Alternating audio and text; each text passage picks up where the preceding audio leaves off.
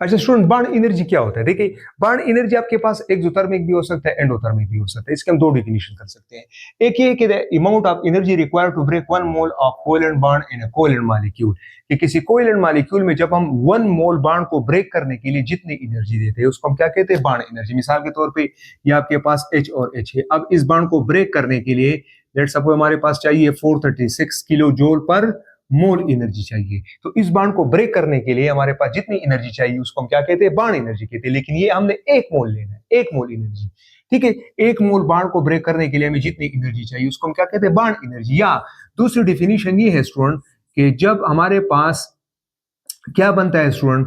1 मोल, अच्छा ये प्लस यहाँ पे लगाएंगे और यहाँ पे हम माइनस लगाएंगे कि 1 मोल बॉन्ड जब कोवेलेंट मॉलिक्यूल का बनता है, जब दो सेपरेटेड एटम आपस में मिल जाते हैं और उसमें जो एनर्जी रिलीज होती है उसको हम क्या कहते हैं? Bond energy. तो ये एंडोथर्मिक भी हो सकता है और एक्सोथर्मिक भी हो सकता है। एंडो के लिए प्लस, एक्सो के लिए माइनस।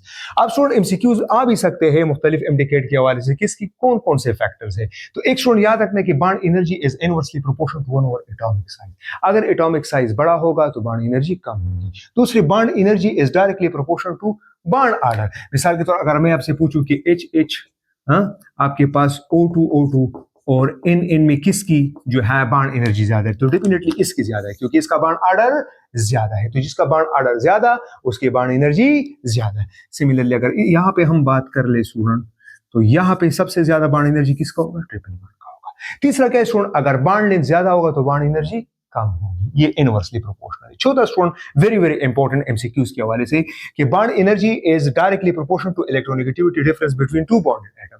अगर दो एटम के दरमियान इलेक्ट्रोनेगेटिविटी डिफरेंस ज्यादा होगा तो उसमें पोलैरिटी ज्यादा होगी। अब देखो ना, फ्लोरीन की इलेक्ट्रोनेगेटिविटी 4.0 है, इसका 4 से क्या है? लेस देन 4 है। इस क्लोरीन का ब्रोमीन से ज्यादा है, ब्रोमीन का आयोडीन से क्या है? ज्यादा है। तो स्टूडेंट यहाँ पे पोलैरिटी क्रिएट होगी, और जितनी ज्यादा पोलैरिटी ज्यादा होगी तो उतना, देखो एक तो आपके पास ये बॉन्ड आप ब्रेक करते हैं, दूसरा स्टूडेंट इनके दरमियान भी क्या होता है? एडिशनल एनर्जी आपको देना पड़ता है। ठीक है, तो इसका बॉन्ड एनर्जी ज्यादा हो जाएगा। तो जितने electronegativity difference between two bonded atom ज्यादा होगा उतना बॉन्ड एनर्जी ज्यादा होगा। तो ये फैक्टर्स आप लोगों ने याद रखना है स्टूडेंट। ठीक है, तो ये क्विक रिवीजन के लिए भी इंपॉर्टेंट है और इससे एमसीक्यूज आ भी सकते हैं। ठीक है, तो ये पॉइंट्स आप लोगों ने कंसिडर करना है। ठीक है स्टूडेंट।